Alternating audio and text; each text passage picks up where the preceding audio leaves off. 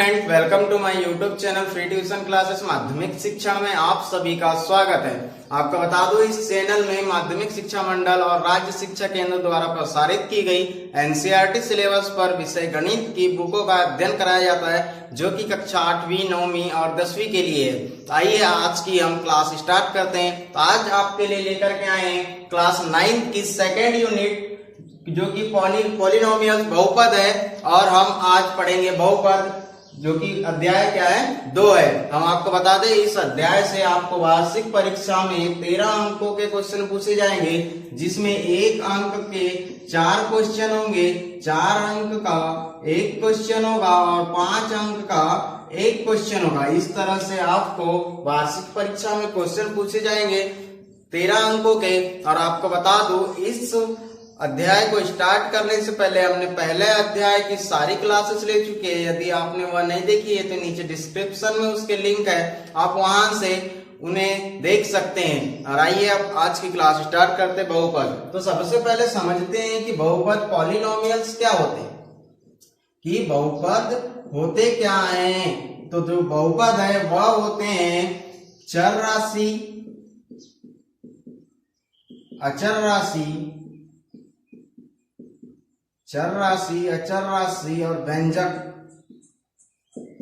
ये जो 3 शब्द है, चर राशि, अचर राशि और व्यंजक, इन तीनों से मिलकर के ही, इन तीनों के ही संग्रह से जो बनता है, जो पद बनता है, उसे कहते हैं बहुपद। यानी जिसमें चर राशि, अचर राशि और व्यंजक शामिल हो, ऐसे पद को हम कहते हैं बहुपद। तो अब देखते हैं कि चर राशि क्या होती है, अचर राशि क्या होती है, व्यंजक क्या होते हैं। आपने पिछली क्लास कक्षा 8वीं में भी इन चीजों को पढ़ा है, लेकिन यदि आपको याद ना हो तो मैं आपको बता दूं और आप काफी कंसंट्रेशन से देखिए इस क्लास को। ये आपको बहुत आगे तक काम देगी, आपको कक्षा 10वीं में भी काम देगी कि आप किस तरह से बहुपद को पढ़ेंगे। तो आइए स्टार्ट करते हैं। चर राशि क्या होती है? चर राशि वे राशियां जिसे अंग्रेजी वर्णमाला के अक्षरों से प्रदर्शित किया जाता है, जैसे कि x, y, z, p, q, r s, t, u, v. इस तरह के जो शब्दों से प्रदर्शित किया जाता है वह क्या कहलाती है? चर राशियां। और आपको बता दूं, इनके जो मान है यह परिवर्तित होते रहते हैं। जो मान है वह परिवर्तित होते रहते हैं। जैसे कि आपको बता दूं, जैसे किसी क्वेश्चन में आप इसका मान निकालेंगे, जैसे मान लो किसी ने x का मान निकाला, बराबर आया 5, और आप वहीं दूसरे क्वेश्चन में निकालेंगे तो x का और कोई मान आता है, जैसे कि -7 आ गया। यानी कि पूर्णांक ही होते हैं, लेकिन x की जो वैल्यू होती है वो पूर्णांकों में आती है, लेकिन जो इसके मान है हर समय अलग अलग होते हैं। जिनके मान परिवर्तित होते हैं, ऐसी राशियों को हम चर राशि कहते हैं। तो जब इन्हें चर राशि कहते हैं, यानी चर, इसका सेम उल्टा है अचर राशि, ऐसी राशियां जिसे गणित की गिनती के वर्णमाला के आधार पर लिखा जाता है, जैसे कि 1 2 3 4 5 6 7 8 9, 1 2 3 4 5 6 7 8 9, ऐसे अनंत तक लिखा जाता है। और इनके मान हमेशा समान ही होते हैं। जैसे कि पहले क्वेश्चन में 9 दिया है, तो अगले क्वेश्चन में भी जो 9 का मान होगा वह 9 ही होगा। यानी कि जिनके मानों में कोई परिवर्तन नहीं होता वह होती है अचर राशि, और जिनके मानों में परिवर्तन होता है वह होती है चर राशि। अब व्यंजक क्या होते हैं? व्यंजक वह होते हैं जिसमें चर राशि और अचर राशि दोनों को सम्मिलित किया जाता है, जिसमें चर राशि और अचर राशि दोनों को सम्मिलित किया जाता है। जैसे कि आप देखेंगे कि x + 2 ये क्या हो गया? व्यंजक हो गया। 4x - 6 ये क्या हो गया? व्यंजक हो गया। इस तरह के जो पद होते हैं क्या कहलाते हैं? व्यंजक कहलाते हैं, जिसमें आपने देखा कि चर राशि और ये अचर राशि दोनों शामिल है। तो इन्हीं सब चीजों से मिलकर के जो बनता है पद, वह क्या कहलाता है? बहुपद। और यही है आपकी सेकेंड यूनिट। यही क्या है? आपकी सेकेंड यूनिट है। अब हम इसके आगे थोड़ी सी चर्चा करेंगे घात और पद के रूप में। तो आपको बता दूं, घातों के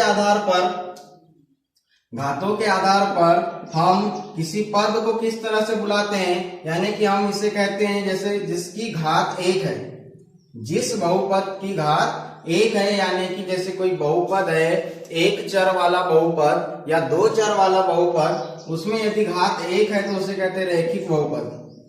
उसे कहते हैं रैखिक बहुपद। यदि किसी बहुपद की सबसे बड़ी घात 2 है तो उसे कहते हैं द्विघात बहुपद। द्विघात बहुपद। यदि किसी बहुपद की घात सबसे बड़ी 3 है तो उसे कहते हैं त्रिघात बहुपद।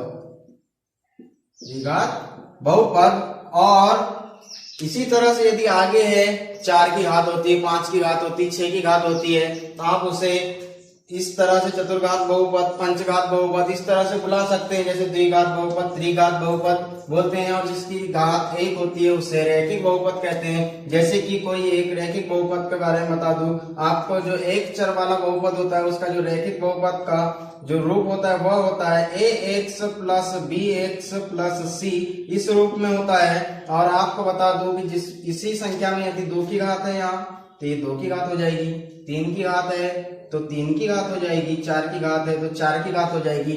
ऐसे ही जैसे मान लो 5x² प्लस 3x प्लस 1, ऐसा आपके पास कोई बहुपद है, ऐसा आपके पास यदि कोई बहुपद है तो आप उसकी लिख सकते हैं कि इसकी जो घात है ये क्या है, 2 है। तो ये हो गया घातों के आधार पर बहुपद को पहचानना। अब देखते हैं कि पद के आधार पर आप कैसे बहुपद को पहचानते हैं। ऐसे बहुपद जिसमें सिर्फ और सिर्फ एक पद है तो उसे कहते हैं रैखिक बहुपद। रैखिक एक पदी बहुपद भी कहा जाता है।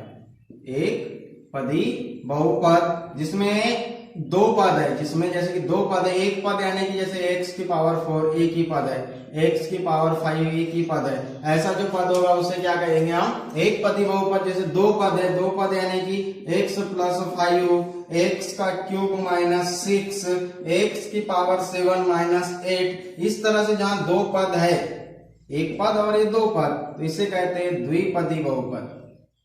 इसे कहते हैं द्विपदी बहुपद। और जहां 3 पद है, जैसे कि ये 1 2 और 3, 1 2 और 3, ऐसे जो पद होते हैं इसे कहते हैं त्रिपदी बहुपद। और ऐसे ही आगे तक बढ़ता चला जाता है, जैसे 4 5 बहुपद हो गए तो पंचपदी बहुपद, ऐसे ही। और ये आपका हो गया एक चर वाले रैखिक समीकरण के लिए रैखिक सूत्र क्या होता है, ax² plus bx plus c। ये क्या होता है, ax² plus bx plus c, ये हो गया आपका एक चर वाले के लिए। एक चर वालों के लिए जो होता है ax² plus bx plus c। और यदि इसी में 2 चर आ गए तो 2 चर वाले आ गए तो ये हो जाएगा ax² plus by plus c। ये कुछ इस तरह से होगा। अब इसमें जैसे 2 की घात है, इसमें 3 की घात भी आ सकती है। कैसे कि ax का cube plus bx² plus cx plus d, इस तरह से भी हो सकता है। और आगे भी बढ़ सकता है। यानी कि ये क्या हो गए आपके रैखिक रूप, यानी इस रूप में ही आपको क्या मिलेंगे, आगे बहुपद मिलेंगे। आप पदों के आधार पर ऐसे पहचानेंगे कि कितने पद है उतने पदी बहुपद, जितने की घात है उतने की घात वाला वह बहुपद है। आपको घात के रूप में पहचानने बोलेगा या पद के रूप में पहचानने बोलेगा तो आपको कोई दिक्कत और तकलीफ नहीं होगी। ऐसे ही अब इन्हीं सब जानकारियों के साथ, इन्हीं सब एग्जाम्पल्स के साथ हम आगे स्टार्ट करने जा रहे हैं प्रश्नावली। अब देखते हैं कि प्रश्नावली में किस तरह के प्रश्न है, किस तरह का हमें हल निकालना है। तो आइए स्टूडेंट स्टार्ट करते हैं प्रश्नावली 2.1। स्टार्ट करते हैं प्रश्नावली 2.1 का प्रश्न क्रमांक पहला। इसमें क्या क्या पूछा गया है, क्या क्या करना है, इसमें बहुत सारे क्वेश्चन है, आपको काफी ज्यादा क्लियर हो जाएगा कि अचर राशि, चर राशि, बहुपद, रैखिक बहुपद, व्यंजक क्या होते हैं, बहुपद क्या होते हैं। इसमें जो पहला ही क्वेश्चन है वही है कि इसमें आपको ये बताना है कि कौन सा बहुपद है, कौन सा बहुपद नहीं है, यानी कि कौन सा एक चर वाला बहुपद है और कौन सा एक चर वाला बहुपद नहीं होगी कारण सहित। तो आप देखेंगे कि यहाँ पे एक चर राशि आपको बताया थे कि किस तरह से लिखी जाती है, यानी कि ये क्या है, एक चर वाला बहुपद है। ये क्या है, एक चर वाला बहुपद है, क्योंकि इसमें जो चर राशि वो क्या है, ओनली x है। क्या है, ओनली x है, यानी सिर्फ और सिर्फ x है। अब आगे देखते हैं सेकेंड, इसमें क्या पूछा है, इसमें भी यही है कि चर राशि है, चर राशि बताना। इसमें भी आप देखेंगे कि ये भी एक चर वाला बहुपद है। ये क्या है, एक चर वाला बहुपद है, यानी ये भी एक रैखिक बहुपद है, ये भी एक रैखिक बहुपद है। ये भी एक रैखिक बहुपद है और ये भी एक रैखिक बहुपद है। तो आप क्यों है, क्योंकि इनमें जो चर राशि है वो क्या एक ही यूज की गई, एक ही का उपयोग किया गया है। इसमें भी x है, यहाँ भी x है और यहाँ y है, सिर्फ और सिर्फ y है। इसकी जो घात है 2 है, इसकी भी घात क्या है 2 है। ऐसे ही आप आगे देखेंगे क्वेश्चन नंबर 3 और 4, आपको यहाँ पूछा गया है कि क्या यह एक चर वाला बहुपद है या नहीं। तो आपको बता दूं ये बहुपद ही नहीं है, ये जो है बहुपद ही नहीं है दोनों। क्यों नहीं है, क्योंकि जब कभी भी जो बहुपद होते हैं उनकी जो चर राशि की जो घात होती है वह कभी समान नहीं होती। जो चर राशि की घात होती है वह कभी समान नहीं होती। आपने देखा यहाँ पे 2 की घात है, यहाँ 1 की घात है, यहाँ 2 की घात है और आप यहाँ देखेंगे कि इसमें भी 1 की घात है, इसमें भी 1 की घात है, इसमें भी 1 की घात है, इसमें भी 1 की घात है। यानी कि यह जो राशि है यह बहुपद नहीं है, बहुपद नहीं है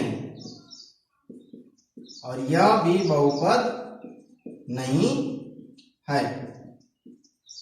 अब अगला देखेंगे आप क्वेश्चन नंबर 5। क्वेश्चन नंबर 5 क्या है कि क्या ये बहुपद है और आप देखेंगे कि हमको क्या ज्ञात करना है, एक चर वाला बहुपद देखना है, रैखिक बहुपद। और यह एक चर वाला बहुपद नहीं है क्योंकि इसमें 3 चर का उपयोग किया गया है। एक चर वाला बहुपद नहीं है, यह जो बहुपद है यह एक चर वाला बहुपद नहीं है क्योंकि इसमें 3 चर राशि x, y और t का उपयोग किया गया है और यह एक चर वाला बहुपद नहीं हो सकता। यानी कि यह एक कोई रैखिक बहुपद नहीं हो सकता। ऐसे ही अब देखते हैं कि क्वेश्चन नंबर 2 यानी कि जो सेकंड क्वेश्चन है इसी प्रश्नावली का, वह क्या है। जो सेकंड क्वेश्चन है उसमें आपको बताना है x स्क्वायर का गुणांक। अब आप बोलेंगे कि गुणांक क्या होते हैं, एक्स स्क्वायर का गुणांक बताना है सेकंड क्वेश्चन में। गुणांक यानी कि एक्स स्क्वायर की वाली, एक्स स्क्वायर के सामने वाली संख्या क्या बताना है। क्वेश्चन नंबर 2 है, इसमें आपको एक्स स्क्वायर का गुणांक बताना है। तो गुणांक आपने पढ़ा हुआ है, इसके पहले वाली प्रश्नावली में भी पढ़ा और इसके आगे की क्लासों में भी पढ़ा है कि जैसे कोई संख्या है x square plus x plus 1, आपको यदि एक्स स्क्वायर का गुणांक पूछे, इसके सामने कुछ नहीं है यानी कि 1, तो इसका जो गुणांक होगा वह कितना होगा 1 होगा। जैसे कि x 4x square plus 5x plus 6, इस तरह से कोई क्वेश्चन है तो आप इसके गुणांक बताएंगे कि x स्क्वायर का जो गुणांक है वह होगा 4, x का गुणांक होगा 5। यानी उसके गुणा में जो संख्या है, जैसे देखिए गुणा में जो संख्या है एक्स स्क्वायर के गुणा में कितनी है 4 है, एक्स के गुणा में कितनी है 5 है, यही होंगे उसके गुणांक होंगे। तो ऐसे ही देखते हैं क्वेश्चन नंबर सेकेंड का पहला क्वेश्चन है 2 प्लस एक्स स्क्वायर प्लस 1। पहला question 2 plus x square plus 1, इसका जो गुणांक है अभी आपने थोड़ा सा एग्जाम्पल में देखा तो इसका जो गुणांक होगा इसके सामने कोई संख्या नहीं है यानी कि 1 होगा, इसका जो गुणांक होगा 1 होगा। फिर ऐसे ही second question 2 minus x square plus x cube, 2 minus x square plus x का क्यूब। अब हमको सिर्फ और सिर्फ एक्स स्क्वायर का गुणांक पूछा है, एक्स स्क्वायर का आप एक्स के क्यूब का गुणांक नहीं बताएंगे तो एक्स स्क्वायर का गुणांक होगा -1, कुछ नहीं है तो 1 और सामने माइनस लगा है तो -1। अब है अगला थर्ड है π/2 x square plus x, π/2 x square plus x. तो इसका गुणांक क्या होगा, इसका गुणांक π/2 होगा। यानी आपको बताया गया है कि एक्स स्क्वायर के गुणा में जो भी संख्या है वही उसका गुणांक होती है। यानी इसका जो गुणांक है ये क्या है π/2। अब अगला है √2x - 1, √2x - 1। तो इसका गुणांक क्या होगा, ये आपका चौथा क्वेश्चन है। इसका गुणांक क्या होगा, आप देखेंगे कि यहाँ पे एक्स स्क्वायर है ही नहीं तो एक्स स्क्वायर का गुणांक क्या होगा, इसमें 0 होगा। पहले क्वेश्चन में देखा 1, दूसरे क्वेश्चन में -1, तीसरे क्वेश्चन में π/2 और चौथे क्वेश्चन में क्या हो गया 0 हो गया। ऐसे ही आप बढ़ते हैं आगे थर्ड क्वेश्चन की ओर। थर्ड क्वेश्चन में आपको पूछा है कि 35 की घात और 100 की घात के एक पदी का एक उदाहरण दीजिए। एक पद बहुपद वाले का एक उदाहरण देना है जिसमें 35 की घात हो और 100 की घात हो। तो 35 की घात और 100 की घात आप इसमें लिख सकते हैं। क्वेश्चन नंबर थर्ड आपको 35 की घात और 100 की घात का एक एक उदाहरण चाहिए, तो आप लिख सकते हैं कि x में 35 की घात प्लस 1, फिर लिख सकते हैं आप कि x में 100 की पावर प्लस 6। इस तरह से आप और भी कुछ लिख सकते हैं, यानी आपको घात ही दिखाना है बस, इसकी घात। या फिर आप एक संख्या में लिख सकते हैं x में 35 या फिर y में 100, इस तरह से भी आप लिख सकते हैं। तो यही है इनके घात, यानी किसी संख्या के, यानी जो घात होगी वो किसके ऊपर चाहिए, अचर राशि के ऊपर लगी होना चाहिए। तो ये आपके इस तरह से एग्जांपल हो सकते हैं। आप बहुत सारे लिख सकते हैं, एक्स वाई, फिर जेड भी यूज कर सकते, यू भी यूज कर सकते, टी भी यूज कर सकते, जो भी अचर राशि सारी की सारी यूज करके आप 35 की घात और इस तरह से 100 की घात, यानी कि आपका पहला उदाहरण हो जाएगा और ये आपका दूसरा उदाहरण हो जाएगा। इस तरह से आप एग्जाम्पल्स दे सकते हैं।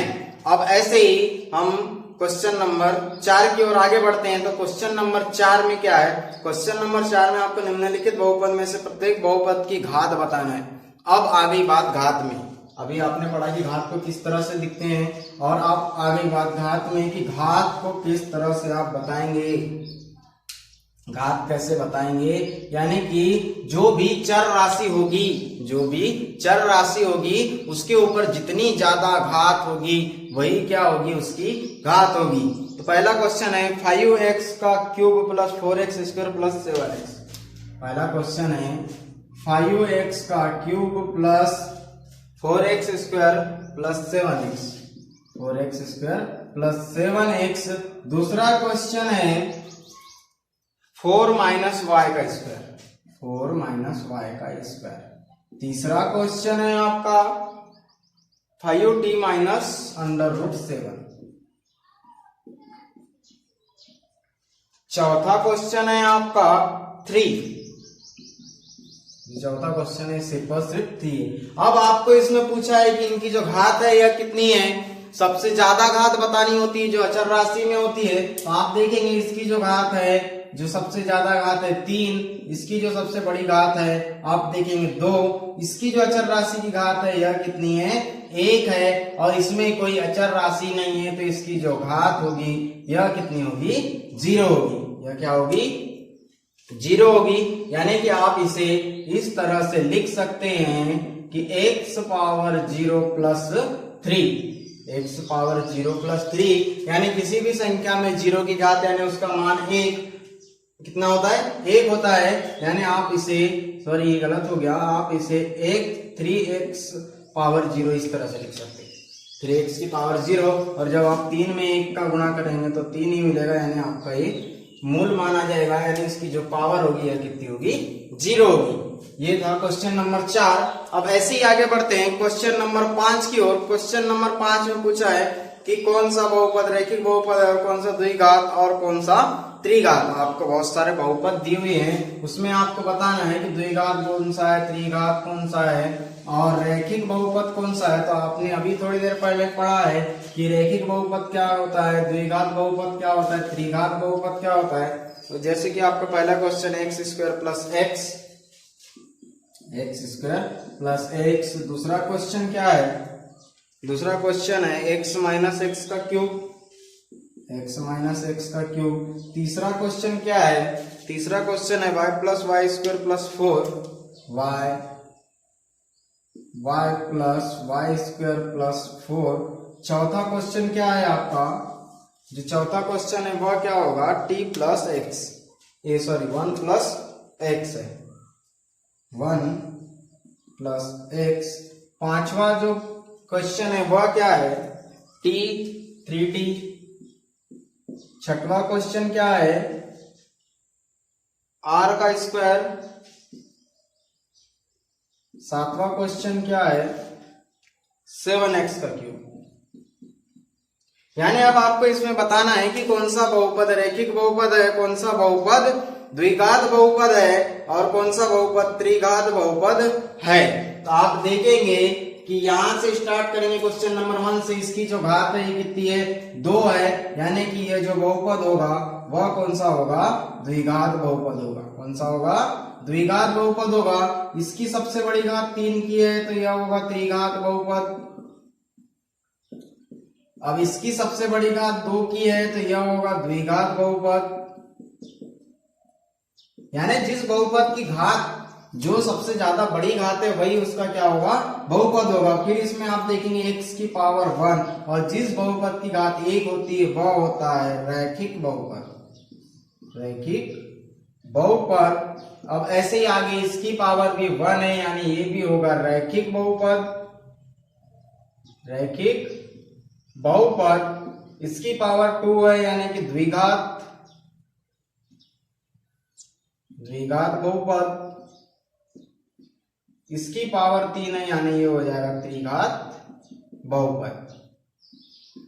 तो आपको अब इन पांचों क्वेश्चन से क्लियर हो गया होगा कि कैसे होते बहुपद, कौन से द्विघात, त्रिघात, एकपदी, द्विपदी, त्रिपदी, और पावर कैसे होती है, कहाँ पावर लगाई जाती है, कैसे पावर निकाली जाती है, तो घातों के रूप में कैसे लिखते हैं बहुपद को, पदों के रूप में कैसे लिखते हैं। तो आइए हमारे साथ इसी तरह आगे जुड़े रहने के लिए प्रश्नावली 2.2, 2.3 और आगे की एक्सरसाइज, आगे की यूनिट्स पढ़ने के लिए आप हमारे YouTube चैनल को सब्सक्राइब कीजिए, हमारे क्लासेस को लाइक कीजिए और साथ ही साथ बेल आइकन को दबाइए कि ताकि जैसे ही हमारी क्लासेस अपडेट हो तो आपको सबसे पहले पता चले, और अपने फ्रेंड्स के साथ में शेयर करना ना भूले।